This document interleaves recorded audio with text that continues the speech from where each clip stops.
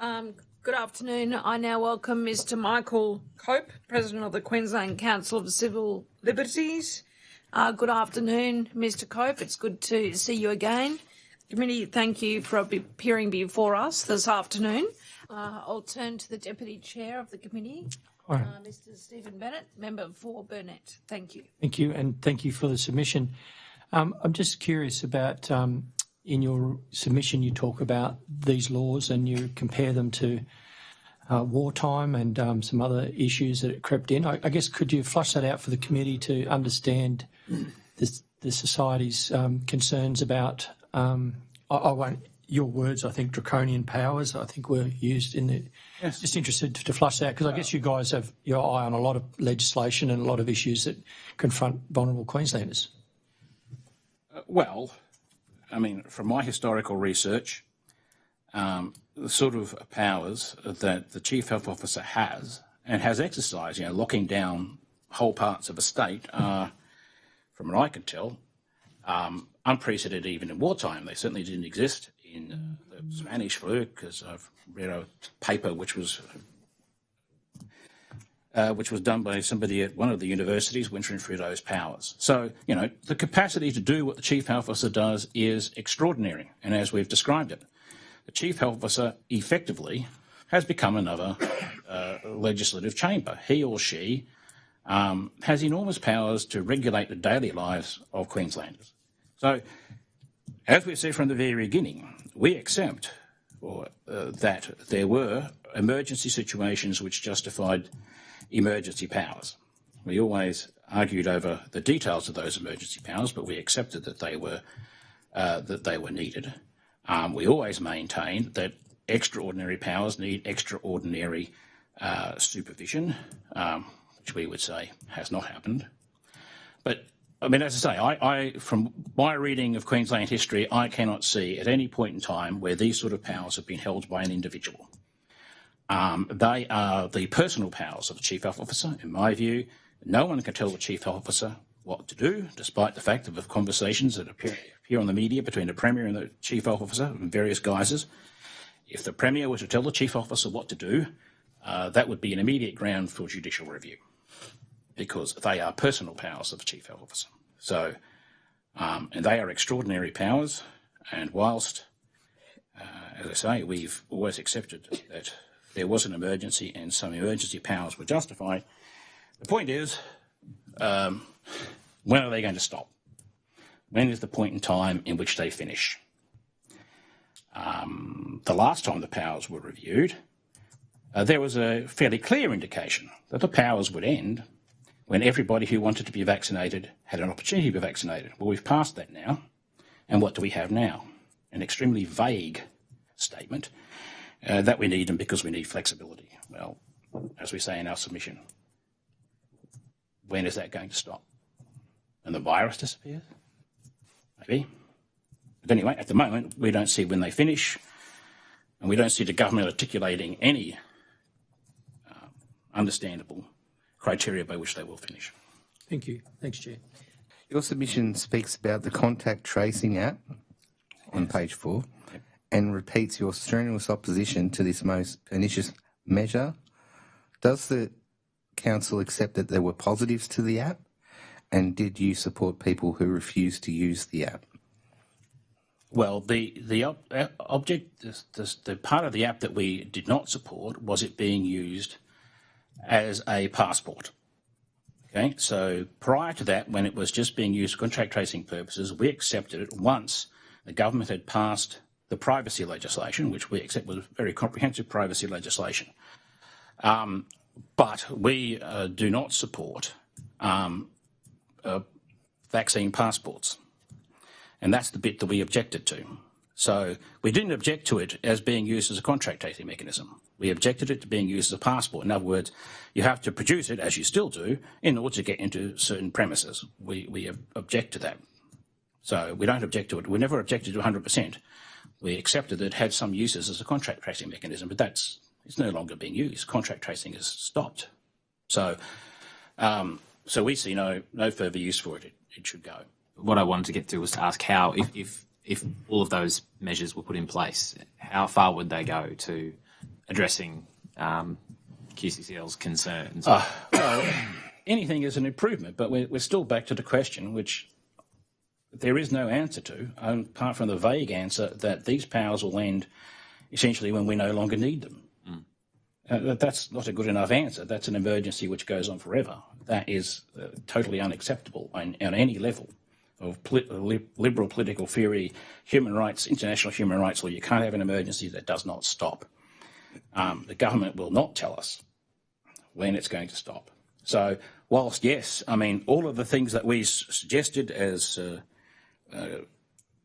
amendments to legislation to improve the level of accountability, to improve the rights of people who may be detained under all of those things, will make life much better from our point of view, but still doesn't answer the question. Which, as I say, last time we had a very specific criteria. Now we have none.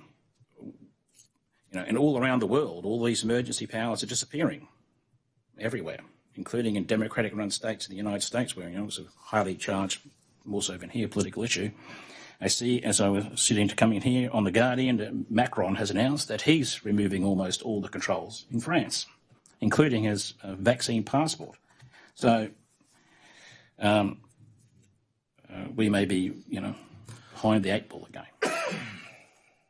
If everybody else is doing it, why aren't we? But this is what happens when you give people these sort of powers. And they're inevitably going to be abused. And that's why they have to stop.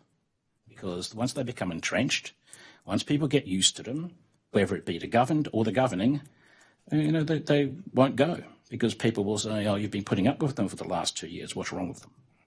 This is not March 2020. It is not a situation where, to use the language, the life of the nation is threatened by a virus for which there is no cure and no vaccine. We're not in that place anymore. These powers have to come to an end. Or at least somebody needs to tell us a clear criteria as to when they will come to an end. And I'm a bit, when you have a criteria which was articulated last time and which is now passed, it's being complied with.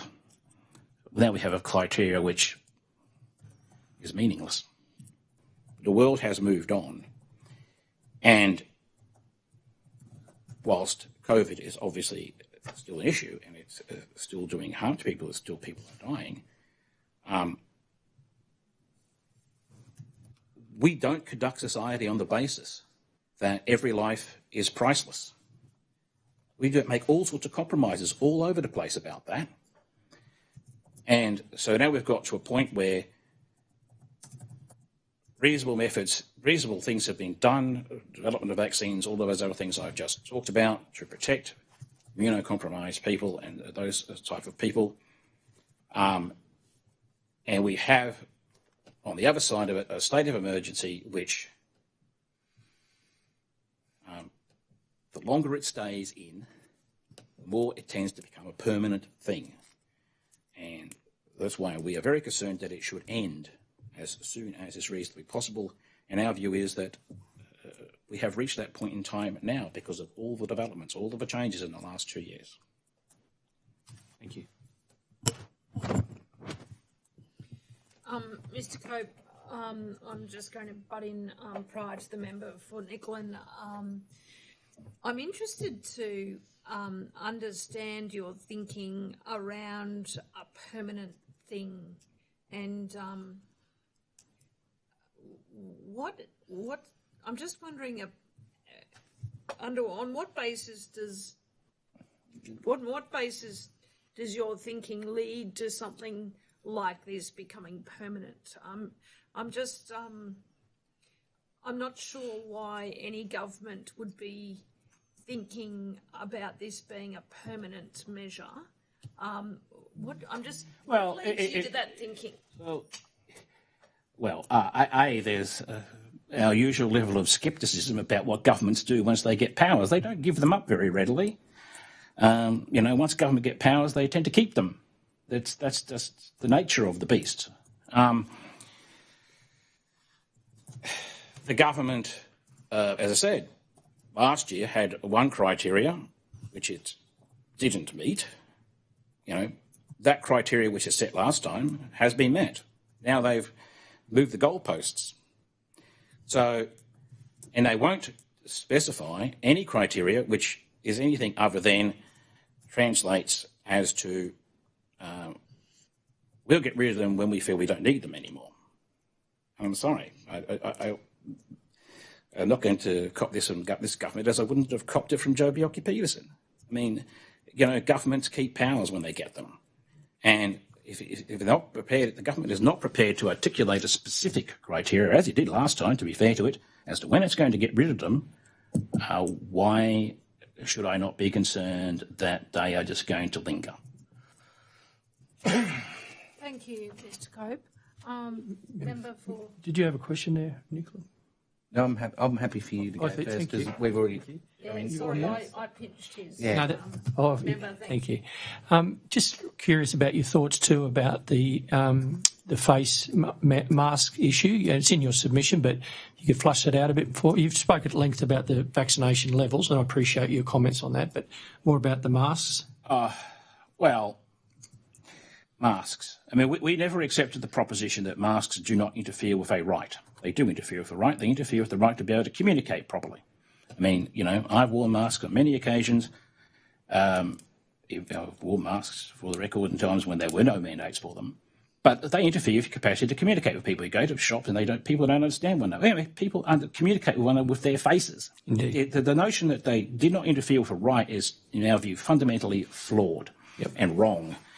But we accept it once again when there's an emergency situation and there were no vaccines, all those other things I've just listed, masks were appropriate in certain public situations. And we had a whole list of them: hospitals, buses, supermarkets, places where people had to go to be protected.